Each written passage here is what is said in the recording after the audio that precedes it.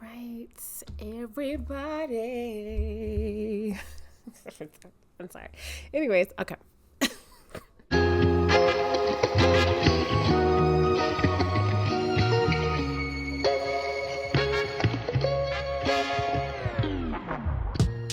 Hi, everyone. Welcome back to another episode of Friday Reads, where I talk about all the books that I've read this week or plan on reading this weekend. In this case, continue. So we are talking about Liane Moriarty here. All right, so first of all, my week has been interesting. I've continued with the process of cleaning out my house, and we can show the back now that all the boxes are gone. So I took on the task of cleaning my kitchen. And that was definitely something. That was an adventure.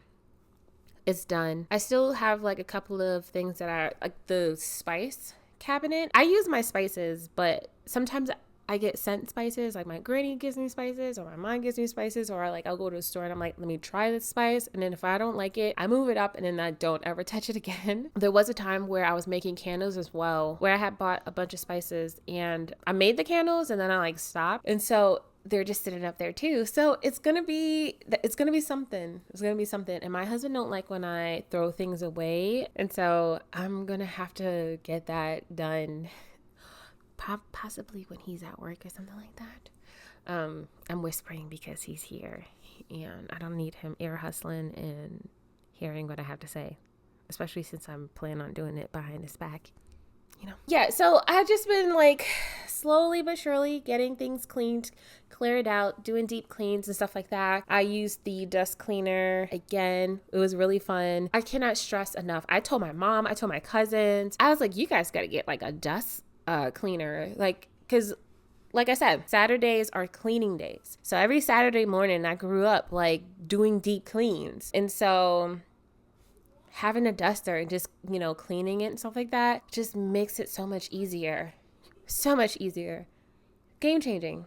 So I've been telling everyone that I can, like, to get like a duster. It's just so much better than like sitting there wiping, like, you know, just being on your knees, like scrubbing like that part of the floor. It's just ridiculous. No, if there's a spill, then obviously clean it, but like just use the duster. Just, you know, make life easy for yourself. Like live smarter, not harder. I have been so caught up in like this whole like Kendrick situation. I found myself like constantly looking at different video essays, because I've never really been the type to be into like music like that. Like I listen to music like if it's on the radio, if my husband is playing it and stuff like that, I'm in tune. It's just that for me, for a really long time, I liked listening to Jaden Smith, Willow. I grew up listening to a lot of like old school hip hop because that's what I was brought up listening to. My mom used to record a bunch of like video music box and stuff like that, and so she would play them like if we were cleaning or just like hanging out or whatever at parties or whatever. She would play old school hip-hop music and R&B music. That was my upbringing, and so a lot of my favorite artists are like they're still around, you know, but they're not as like they're not mainstream. My favorite albums is Into the Stage by Black Moon and The Shining by Smith & Wesson. Those are my favorite albums of all time. Also to the cool mixtape Volume 1, I think, or is it Volume 2? Which one is that? I don't know. I can't even tell you. But it's the cool mixtape Volume 1 or 2. And so those are my favorite albums, meaning I can listen to it from start to finish.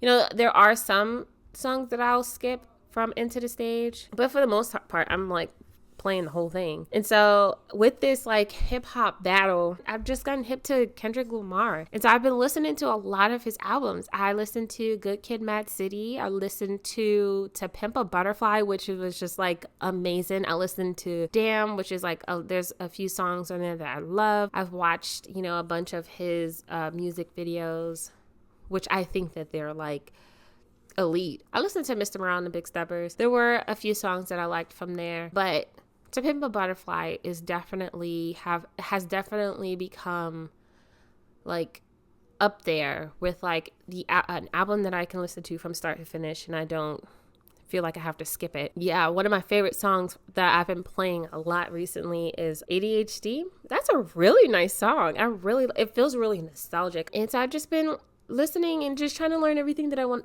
I can about the guy. And so that's been it's been consuming me, or consuming a lot of my, or demanding, or taking a lot of my attention this week, which I have to keep telling myself, like, okay, like we need to like step back. We need to, let it go. Like, this is where we move on and we deal with the real world, the life that we have to live, and the things that we need to do. And so there's that. Today, like, I was just like, I felt so crammed with like all of the schoolwork that I need to check for my kids. And I just need to get back into the groove of like, we have the curriculum, this is the lessons, this is what we're going to do today, and like teaching and all that stuff like that, which is, it's always been an issue because like my daughter, she likes to F stuff up. And so like that is that I'm dealing with, okay, we need to like, I need to teach. But my daughter wants attention. And not only that, anything that we touch her, anything that we do, she wants to touch it. But then she wants to take it. She wants to put it in her mouth. She wants to throw it on the floor. Like, I was teaching and we were all just in the room, and she was just there, just pulling books from the library, opening them, throwing them on the floor, papers all over the place, cards, activity boxes open, materials spread all over the floor. It's like a mountain at this point, and I'm just sitting there just trying to like teach, and the kids are like trying to like say like, okay, let's focus. So yeah, there's that. And so I just really, it's a phase. I like to tell myself that it's a phase, and this too shall pass. And so hopefully like eventually everything will be okay, and like we can get it done. It's not the end of the world, but it's going to be okay. Me and my daughter went on a mother-daughter outing. We went to the mall, got my eyebrows done. The point was for me to go there to look at some books. I allowed her to walk. And so she wanted all the toys, everything that she saw, she wanted it. So I was like, you know what? Okay, we're going to go home. And so that was that situation. I decided to do my nails. I actually really like them. I purchased these nails a long time ago, but it was only this week that I had the time. And it's kind of unfortunate because I don't ever get my nails done, actually. I don't ever. And so with me getting my eyebrows done and me getting my nails done, I've really felt good about myself. It makes me feel really nice because I be rugged. I be out in these streets looking rugged, raggedy. I be in last place. And so this week I was like, let me try. But then I was cleaning and doing all this stuff. And then like the nails, I don't know what company I got it from.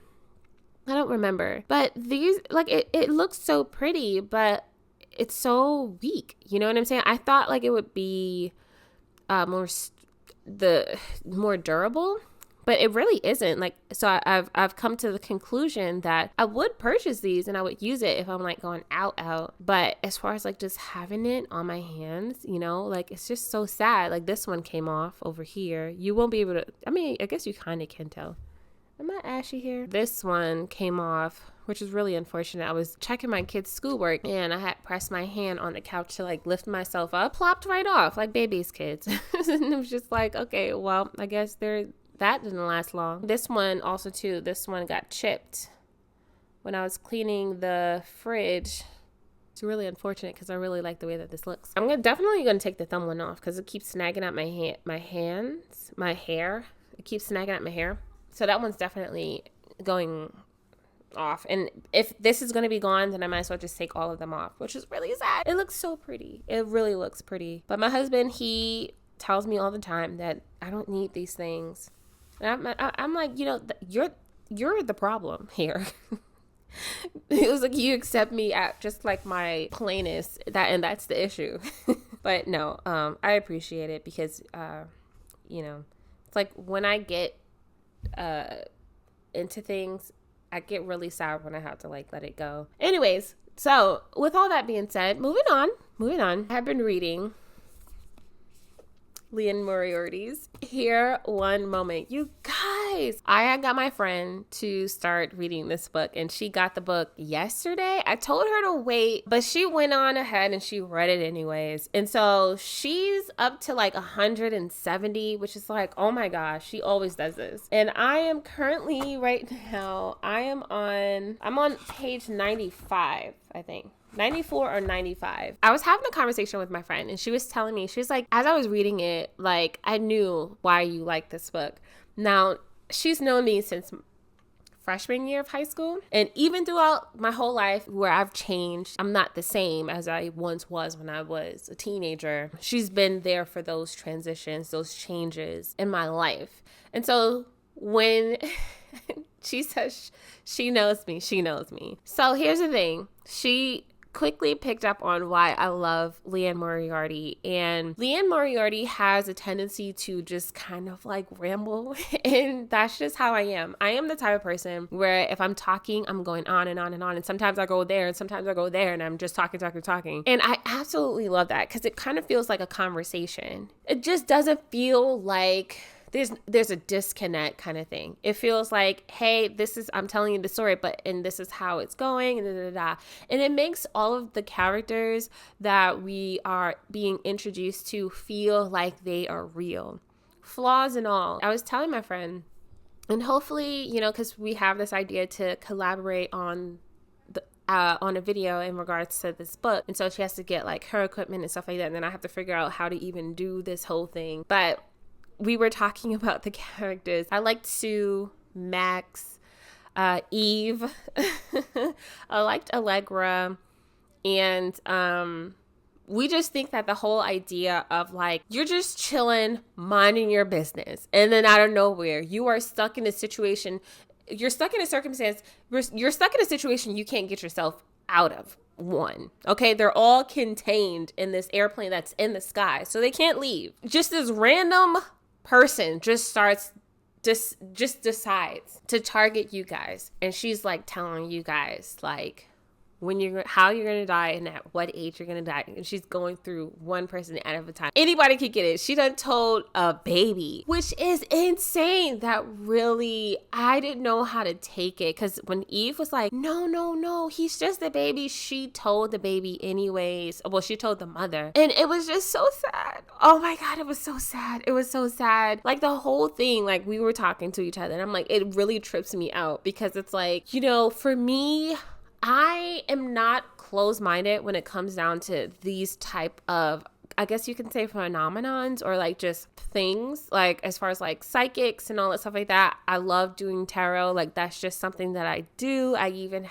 did it for a while, but I used to study it heavy, loved it, and it definitely helped me out in a lot of ways, and it helped a lot of people that I read cards for in a lot of ways. And so I'm not the one to oppose, but I can see where it can become a problem when people use that as a backbone, or use that as a way or a means to, at every step, you're using it as a guide. And so I had a lot of rules when it came down to like pulling cards. I only like to do it when it comes down to the betterment of a person's like understanding in their situations and circumstances in their life, and how it could help improve our overall personal development and personal journey. And so when it comes down to the situation, I'm not freaked out about it. Who knows? Like Liane might go either way. It might be a situation where like the lady is having an episode and she thinks that this is the part where before they're boarding the plane, they're in the waiting area or something like that. I don't know what it's called. They're sitting or whatever, and she's looking at all of these people that are going to be on the plane, and they are reminding her of people in her life, dresses that she wore. I feel like it could be a situation where she is projecting her personal life experience onto other people, and then like they take it to heart, and then like when they find out like the 4 people that do pass, they start to freak out, and then it just becomes this whole like, what if she's right? For the mom Eve, maybe she might decide to never let her son be in the water ever, and then that might backfire. That might like mess up her life or whatever, the son's life or whatever the case may be. A person might be paranoid. Like these things could end up affecting the people, and then they start like kind of like living on, Final Destination or something like that. So we never know what this can be, Or it can be like she's like a legit psychic and like she's predicting these people's like, I don't know, final destinations or whatever. And then it just ends up really being a thing. And so it can go either way. That's the beauty of like books and writing. Like you can do whatever you want. So those are my favorite characters. I like Allegra too, but I feel like I haven't necessarily really gotten to know her too much. I know that she had a relationship that she got out of. She's a flight attendant, which was, I was telling my friend, it was so odd because I used to like watching flight attendant vlogs. There was one in particular, I think her name is Alexis Black, and she used to do flight attendant videos. And I used to like watching her videos because I really loved her hair. And at the time, my hair was probably like this short. And so I would watch her videos just to see how she didn't really style her hair as much. Like she used to like keep it like straight like this, or she would have like bigger braids. But then I started to like her vlogs of her like just being a flight attendant, and I just thought it was really cool. And so I was telling my friend that I thought it was so interesting like how like Leanna decides to write a book about a flight attendant. And I just thought it was really odd. Not to say that she's like in my mind or anything like that, but I just thought it was really interesting. And so yeah, there's like this married couple, Eve. No, okay, so I think the mom is Paula. Yeah, so the mom is Paula. Eve is the bride. Me and my friend both was saying like it was so corny that they both decided to wear their wedding outfits on a plane. She ends up regretting it because like she gets all like itchy and all that stuff like that. But that was like super crazy. I felt like in the beginning it kind of took too long because like the way that Leanne was kind of trying to like set the tone to give it this like mystery element to it. She was trying to like describe the lady, and it happened for a while. And so it kind of made me feel like, okay, we're dragging it. Can we like move on? Can we just get on with the story? So she says nothing about her appearance or demeanor raises a red flag or even an eyebrow. She's not drunk or belligerent or famous. She's not injured. We're moving down. She's not frazzled. She's not frail. She's not grumpy. She's not chatty. We're turning the page. She's not extremely pregnant. She's not extremely tall like the extremely tall guy. She's not quivering from fear or of flying or espresso or like the jittery teen wearing an oversized hoodie over very short shorts that make it look like she's not wearing any pants. And someone says she's that singer dating that actor, but someone else says, no, that's not her. I know who you mean, but that's not her. And it's just like, girl, can we move on? All right. And this goes on. You know, for me in the beginning, I was a little bit nervous and I started to feel a little bit bad because I felt like I dragged my friend into this and I didn't want her to get the impression that, okay, this is why I like Leanne Moriarty. Like, I feel like at that moment in time that I was reading it, I'm like, oh my gosh, I could have introduced her to Big Blue Lies or like Her Husband's Secret or like, you know, Nine Perfect Strangers before I did this. Like, I don't want her to get the wrong idea or, you know, get turned off or something like that, because I really feel like Leanne Moriarty is such a good writer and I love her books. At that time, I was second guessing. I had my doubts. But then after that chapter, we get into it and I'm just like, thank you, goodness. I don't think that there's going to be like a main protagonist. I think we're going to spend a lot of time just being introduced to so many different characters in their lives. Some might have a longer spotlight than other characters, but I think everyone is going to be of importance. Leo is a dad. He works at some sort of like, he's in business. I forgot what he does, actually. I should have wrote these notes down, but I really didn't because I was just kind of reading it whenever I could. But he works he's like in an office or something like that. He flew out to go see his mom to take her to the doctor because he was kind of feeling a little bit nervous of like, oh, if I ignore this and then something happens like my dad, I'm gonna feel regretful. Mom ends up being fine, and so he's stuck on the plane. So we go through these characters' perspectives, but then we kind of like go into the lady's perspective as well, and we're kind of just getting a little bit of a backstory about her. And I guess like eventually she'll explain why she's doing all of this. You know, it's like, ugh. They don't necessarily want to believe her, but at the same time, they do consider like what it is that she said, you know, what could this mean? But I think in the beginning, a lot of people are like really not paying her that much attention. But I do think at the back of their minds, they're probably like, but what if? But what if? So there was that. Sue kind of has a thing going on as far as like with Max. She thinks that there might have been some infidelity going on. My friend told me, because she read ahead, she said that she explores that again. I thought it was super funny because it's like small things like, so Leo, he's sitting next to Sue and Max, and Sue and Max are the type of people that they're very friendly. They like to talk to people and start conversations and just tell their business. Leo is not like that. So in the beginning, he is purposefully trying to ignore them so that, because he feels like if he makes eye contact with them, they will initiate conversation, and that's something that he doesn't want to do. And so he tries to not interact with them for a while. And I just thought that was so funny because that's like, I feel like I'm that way. And it's not on some like, I don't like people. I mean, I've grown to dislike people in groups, but if I'm having like an individual conversation, like I'm not the type of person, like if you approach me and try to talk to me, I'm not going to talk to you. Like, I'm very friendly, you know, when someone engages in conversation with me, but I'm the type of person, like, I will not speak to you if you don't speak to me. I don't know how to approach a person and like have conversations. I don't know how to do that. It's really uncomfortable for me.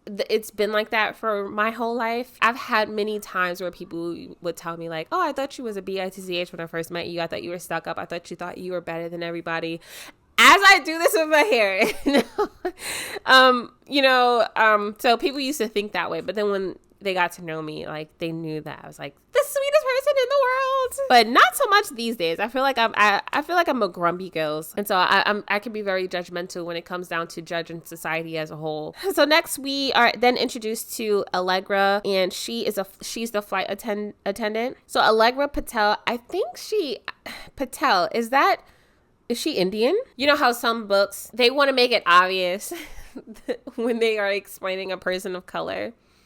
When it comes down to Caucasian characters, they know how to be very descriptive. Olive skinned, milky white, whatever, blonde hair, ocean green eyes or ocean blue eyes, stuff like that, where it's just like, okay, this is a Caucasian person. But when it comes down to writing Black characters, it's like African American. We couldn't get anything better, and stuff like that always makes me cringe, because just like it feels so out of place when everyone else is being like beautifully described. You know what I'm saying? She's the flight attendant. It's her birthday and she is at work. And so, mind you, there are 4 people that die before everyone starts realizing like, yo, something's going on here. So I really hope it's not Allegra. I thought it was so funny the way that Leanne describes how Captain Vic sees the flight attendants. Captain Vic, he's not rude.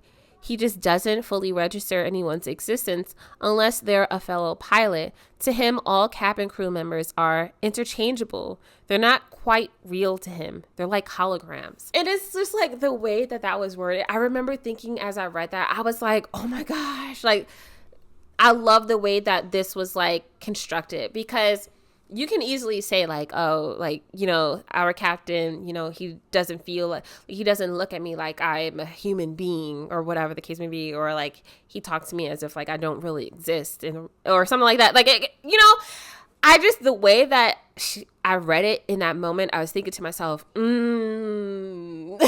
that's a nice way to put it. Like, oh my God, like I like that. But yeah, like that whole situation was like really funny. But yeah, it's her birthday and she's really not having a good day. I think she had a relationship that she was dealing with, and then like she was no longer with the person, I think. And so there is that situation. I really, really, really need to start writing my notes down. Like, I hate when I get lazy. Sue and Max sees or overhears the lady telling a kid when he's going to die, and the kid freaks out. And so they're like, all right, let's call somebody. So they call Allegra. Allegra comes and she's trying to go to stop the lady. And I remember reading that whole thing, and I was thinking to myself, like, oh my gosh, she's dragging it. Like, we go from Allegra starting, she's in pursuit, right? She is in the beginning of her pursuit to get the lady. While we are doing that, we are then going from character to their backstory, what they're doing, how they ended in this place. And Allegra is still like trying to get the person. And then I remember thinking to myself, like, I don't think she's ever going to catch her. It felt like time was going by, even though it technically isn't, because like each character is having their introduction, but it just feels like it's taking a long time. I was just thinking to myself, like, oh my gosh, like, why is it taking so long for Allegra to reach this lady? But it was just something that I really noticed. And I was just like, oh my gosh, this is like, Allegra, get that lady. So we're introduced to Paula.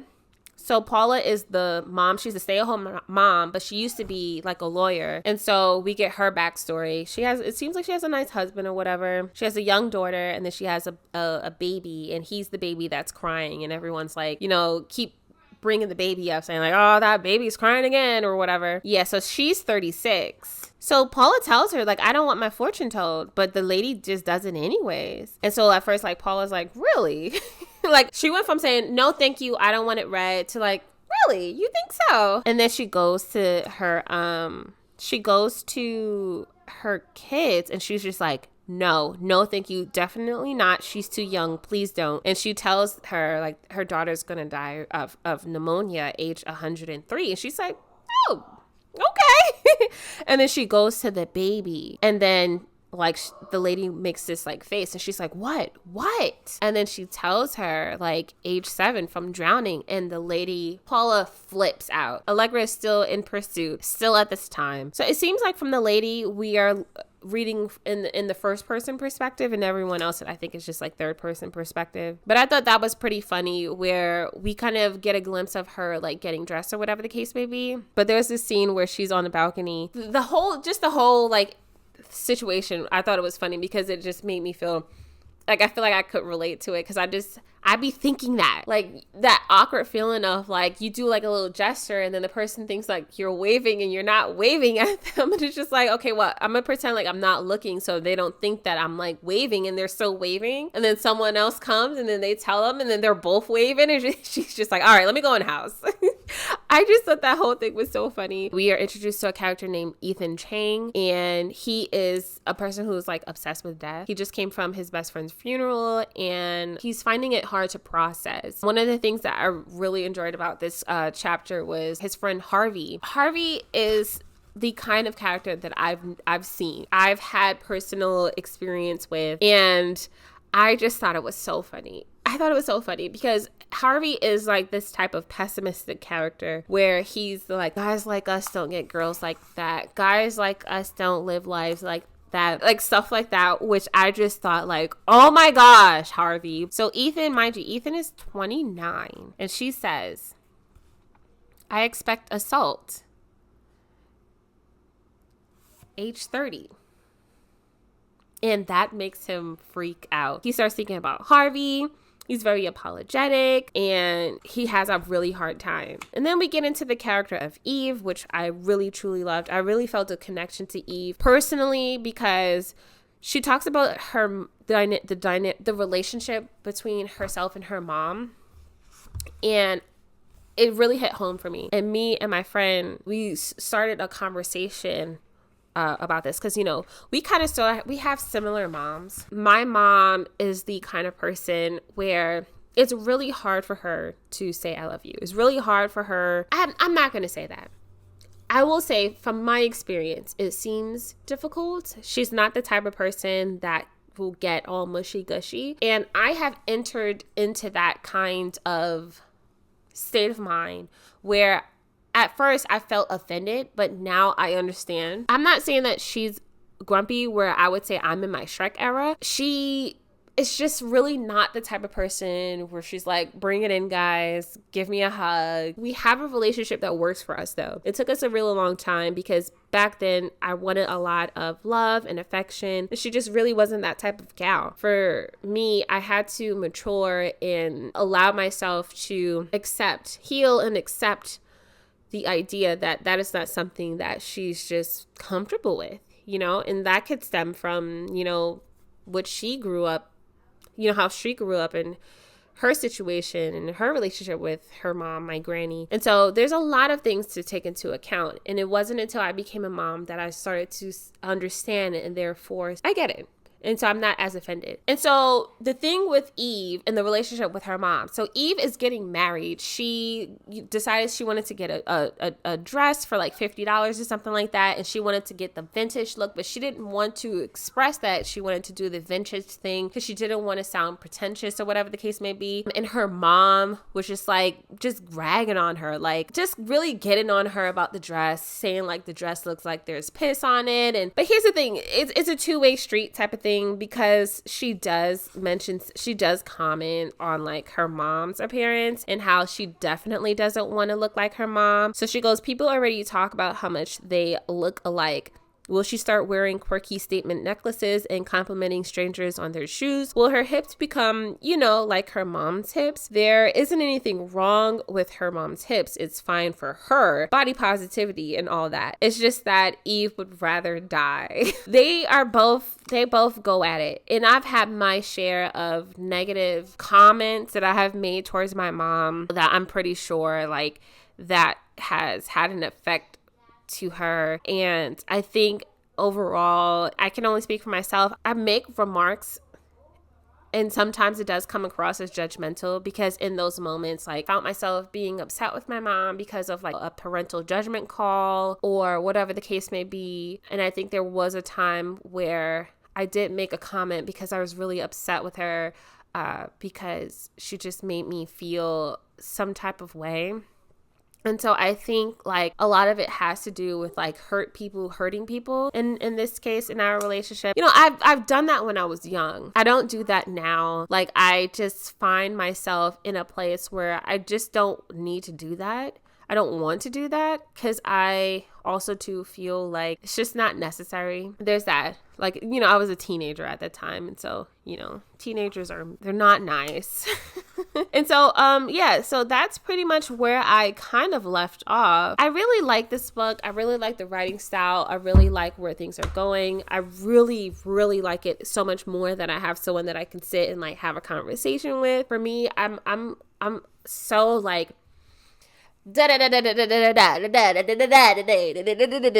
my friend, she's more so like, really? Well, maybe, and sometimes I get super annoyed because I'm like so like passionate. I am an air sign. She's a water sign, if people are into that type of stuff. And so she's just really chill. That's all I have to say for now. Oh my God, this is going to be a nightmare, having to like edit this stuff. I'm gonna end this here. So thank you guys so much for tuning in. I hope you guys were able to enjoy yourselves. Make sure you guys have a great day, afternoon, evening, night, morning, whenever, wherever you're watching in the world. Until next time.